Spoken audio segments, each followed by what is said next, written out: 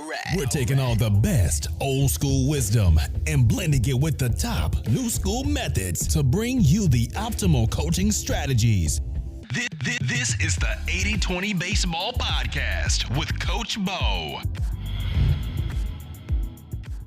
Welcome, coaches, parents, players. Welcome to this week's get-together coming out every Tuesday. This week's episode, we will discuss throwing routines, a great quote, a great coaching quote for you that we can discuss to use the wisdom from it, to extract the wisdom from it, to be better coaches. And we're going to talk jiu-jitsu.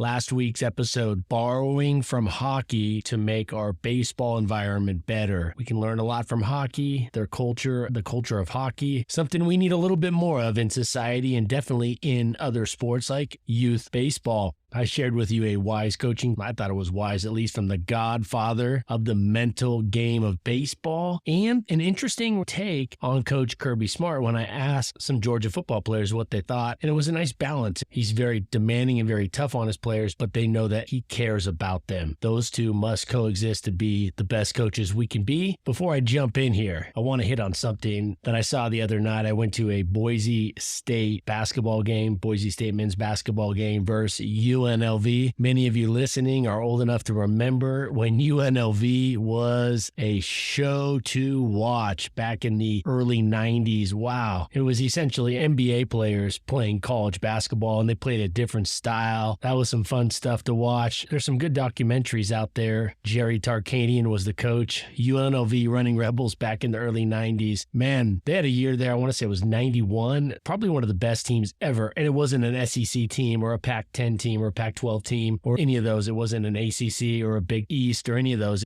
So I saw Boise State play the other night, UNLV, and I had pretty good seats. And I saw two contrasting coaches for the most part. The UNLV coach, he was whining a lot. His body language was not very good. He seemed to be begging. There was a lot of yelling at the refs and less coaching and more yelling at the refs. And the Boise State coach seemed more calculated in his discussions with the ref. He was talking to him more like they were having a friendly conversation rather than yelling and demanding. And he was also working with his players and talking to his players. And one thing I saw the Boise State coach do is when his team, or I should say some of his players, were going to the scorer's bench and they were waiting to be subbed in, he went over there and he talked to them. He knew those players were going in the game. He couldn't have a conversation with the players on the court, but he could have a conversation with these three players that were about to be on the court at the next dead ball. And I thought that was actually really cool. He even kneeled down and he got down on their level because they were sitting down, and he talked to him. And I think putting that message, that key message into their mind, giving them that one key thing that you want to see out of them before they go out there, or maybe a few key things at that level, I thought that was a really good strategy. The coach for UNLV, a lot of complaining, a lot of arguing, and they ended up losing anyways. Boise State won the game, and the coach for Boise State was a little older, and I saw some good things from the UNLV coach. I'm always looking at the coaches and watching them closely, and the seats were pretty good. I could see a lot, and I thought there was too much focus on the refs, not enough focus on his own team. And the Boise State coach seemed to be more focused on his team and getting his team to play well rather than trying to always change the ref's mind or whatnot. And I'm not saying you shouldn't work the refs. Like in basketball, I think working the refs can be beneficial, but it should be in a polite way. It should be in a way of bringing it to their attention so then they might say, oh, yeah, okay, and maybe you get that makeup call or whatnot. But 99% of the focus should be on coaching your team up. And that may be focusing on the other team and their weaknesses and strengths and then coaching to that. But at the end of the day, it shouldn't be focused on the refs as much as I saw. It was a great game, a lot of fun, had a good time. They got a great arena over at Boise State, the Extra Mile Arena they call the X. It was a good time, had a lot of fun.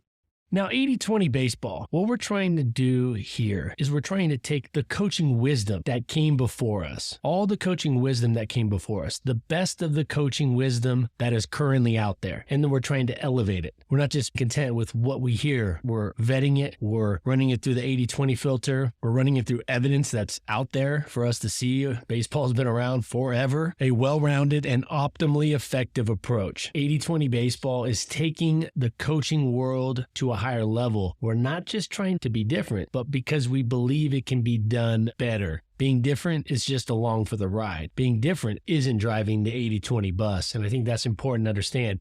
We're definitely going to be different in a lot of ways, some small ways, some little ways, but that's a byproduct. That's not driving it. That comes as a result of the process that we take here at 80/20 Baseball. All right, let's dive into part one here. Warm up to throw. Don't have our players throw to warm up. This is a message that would be maybe 15 years old. Now you're hearing it more and more over the last 5 years. Baseball players should not throw to warm up their arms.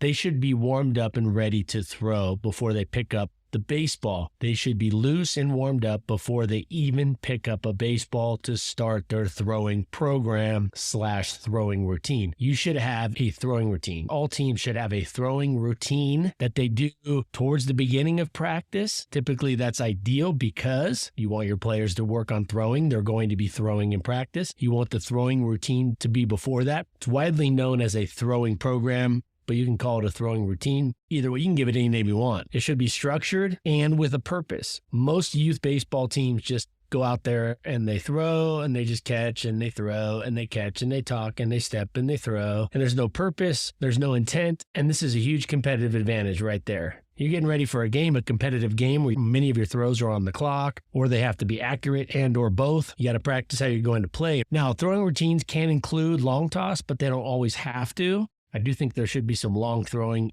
built into a structured throwing routine, but it needs to have some purpose. And this to me is a sign of a well-coached team, is a team that has a structured, dynamic warm-up routine and a throwing routine that is structured. The kids know what it is. All right, I want to get that message out there right now before I forgot about it. I had it on a list of things I wanted to cover and I kept putting it off. And I'm like, I got to throw it in here on episode 170, get that out there. We are throwing with a purpose. Our throwing routine at the beginning of practice before the game should be structured. It should have purpose and it shouldn't be a goof around time. Goof around time should be after the game or at a pizza party or when the team gets together and does a pool party. That's goof around time. And they should always be having fun and the players should always want to be there. But when they're making their throws, it needs to be game-like for the most part, especially once they're warmed up, their arm is warmed up and ready to make a full throw with full intensity. This week's coaching quote of the week, quote, "Don't mistake activity with achievement." Don't mistake activity with achievement. And this goes hand in hand with part one. Don't mistake our kids playing catch and throwing with them getting better. Don't mistake them throwing the ball back and forth with achievement or getting closer to being better throwers, more accurate throwers, getting their arms healthier, keeping them healthy. Quote, "Don't mistake activity with achievement." I can't go more than a month without Coach John Wooden throwing a quote in from Coach Wooden. I promise next week's quote, it is not from Coach Wooden. I have another quote lined up for next week. That's not Coach John Wooden. In fact, most of you probably won't even recognize who said this quote next week, but the message is amazing. That'll be next week. But Coach John Wooden said, "Don't mistake activity with achievement." I see a lot of practices, and there's a lot of activity. And sometimes there's not much activity, which is even worse. But I do see a lot of practices. Most of them have activity, but I think very few are driving towards a high quantity of achievement. This is something to learn from. It's a huge competitive advantage. But just remember what Coach Wooden said. Don't mistake activity with achievement. End quote. All right, part two, Jiu-Jitsu. Part two, Jiu-Jitsu. Before I hit on part two, next week, we will start a 7-part series. I'm fired up. I'm fired up for this. Baseball season is revving up. It's coming up for a lot of you. It's already started for a lot of you. And I'm fired up for this 7-part series, The 7 Habits of Highly Effective Coaches. Yeah, I'm stealing it straight from the book, The 7 Habits of Highly Effective People. 7 Habits of Highly Effective Coaches. As I've gotten older, it just becomes more and more clear how spot on that book is. In fact, recently in an episode last week or the week before, I mentioned that should be a required textbook for high school students. And so next week, we're going to take those 7 principles from the 7 habits of highly effective people. And we're going to start a 7-part series. And this is perfect timing because, hey, baseball season is upon us, or it's almost upon us for some of you northern winter snowy areas. And we want to dive into it, the 7 habits of highly effective coaches. So that'll start next week. I'm excited about this. We have a lot to learn on this, and this can really help guide us, just like that book can really be an anchor, a guiding light, a guiding wisdom to living a much better life. And it covers so many things. It's a well-rounded approach. So recently my kid she started doing jujitsu. And I'm a big fan of toughening up our kids. I think we need to toughen them up because life is tough. Life is hard.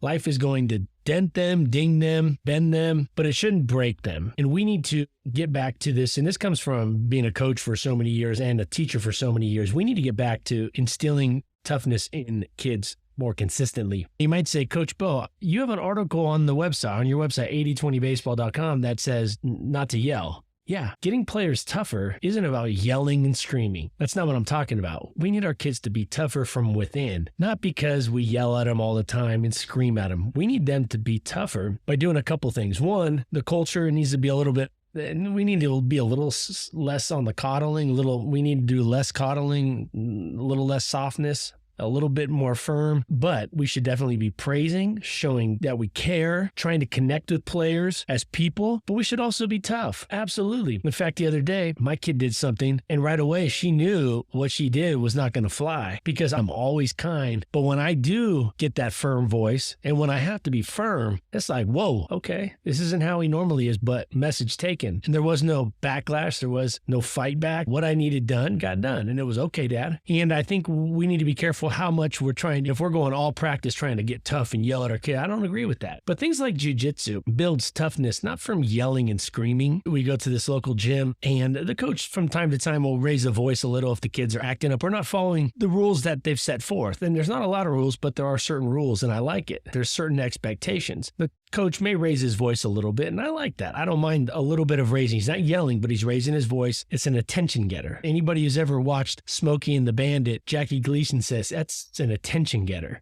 All right, it's an attention getter. But the toughness that comes from doing things like jiu-jitsu, I think all kids should probably have some kind of experience or join something like jiu-jitsu or taekwondo, some kind of martial art.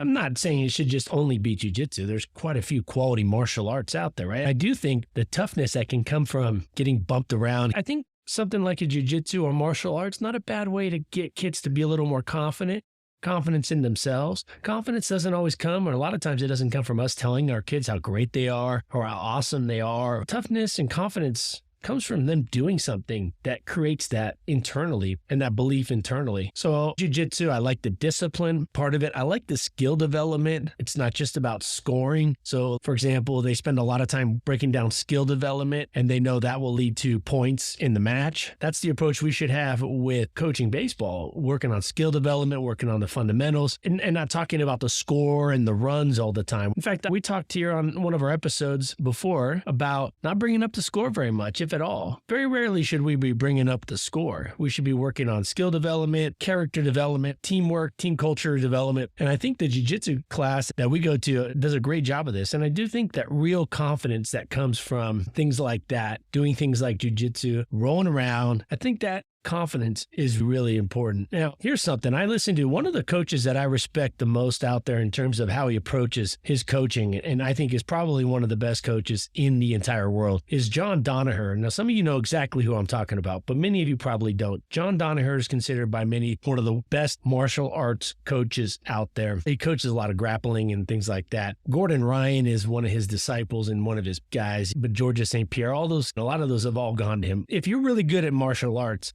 you've probably gone or at least gotten something from him. And Coach John Danaher, what he does with his team is he gets them in very tough positions, tough situations, and has them work out of it to build the confidence, then that they could take risks. It's like having a good two-strike approach. If you got a good two-strike approach and you work on plan two, if your players are working on that 80-20 baseball plan two, if you're not sure what that is, go over to 80-20 baseball. I lay it out on one of the articles over there. If you have a good two-strike approach, and many of you have heard this from major league players before, they go, hey, you took a pretty big swing with no strikes, or you were aggressive early on that pitch. You took a pretty good cut. And they'll say, and you've heard probably, many of you have probably heard this, where the player will say, yeah, I feel good. I feel confident with two strikes. I'm not worried about going to two strikes. And so what Coach Danaher does is he starts so many of his team members in crazy difficult positions, almost like where they're in a no chance of winning situation and has them try to work out of it. All right. So you're talking about like submissions and things like that, submission holds and things like that, where they have such a small, minute chance of getting out of it. And they get good at it. They get better at getting out of it, but it allows them to play more confidently. And I just like the attitude that comes from the jiu-jitsu, the toughness, getting on the floor, rolling around. I think that's something that sports doesn't always have. Now, football does, wrestling does, but I think something like that gives kids some confidence up there, gives them a little more internal confidence. We talk about well-rounded athletes and multi-sport athletes. That's the last thing I'll say. Multi-sport shouldn't just be your mainstream sports. I'm not saying you shouldn't play soccer and basketball and things like that. I played all those and they're great sports. But thinking outside the box and the athleticism that can come from something like a martial art, the discipline, the skill development, real confidence, full body movements. These are 360-degree movements that are being done. A lot of one-leg stuff, a lot of mobility. It's really good stuff. So if you're not already signed up and doing something like that, I highly recommend you look at doing something like that. Definitely in the off season, help build some strength. We talk about players getting stronger. Doesn't have to just be sitting there doing a bunch of push-ups and pull-ups, and I'm not against that, but definitely think about doing something like jiu-jitsu or something like that, because I really think that it can be part of a well-rounded athlete's upbringing. And as a side benefit, they're going to have a lot more confidence going to school, dealing with kids. If they have to deal with kids, it's one thing to be able to speak up for yourself, but it's another to have the confidence knowing that you can take care of yourself when you need to take care of yourself. That's really where confidence comes from deep down, is knowing you're good in any situation, knowing you're good and confident from within. I did notice one thing watching the jiu-jitsu practice. I did notice that their warm-up, the initial warm-up, they jog around the mat. So they go around the big mat and they have cones in all four corners and they run around the mat. And after 7 or 8 practices that I've attended myself, I have not seen them run clockwise. They've run counterclockwise every single time. Now, they do other warm-up stuff that's in lines and things like that. And it's definitely a good warm-up routine. But when your players are running the same direction in a circle, think about the imbalance and you go, Coach Bo, that's a little thing. Kids stick with something long enough, like 5, 6, 10 years of this, that adds up. All they're doing is left turns. The muscle development, the imbalance is there. Those little things are big things. When all you have to do as a coach is say, all right, the warm-up is 6 minutes. We're going to go 3 minutes here. Just set the stopwatch, set the timer, 3 minutes, go in this way. Now, as they're going around, and if your warm-up is always going one way, you have to think mobility works at 360 degrees. So if you're running a bunch of forward sprints, you should probably run some reverse sprints.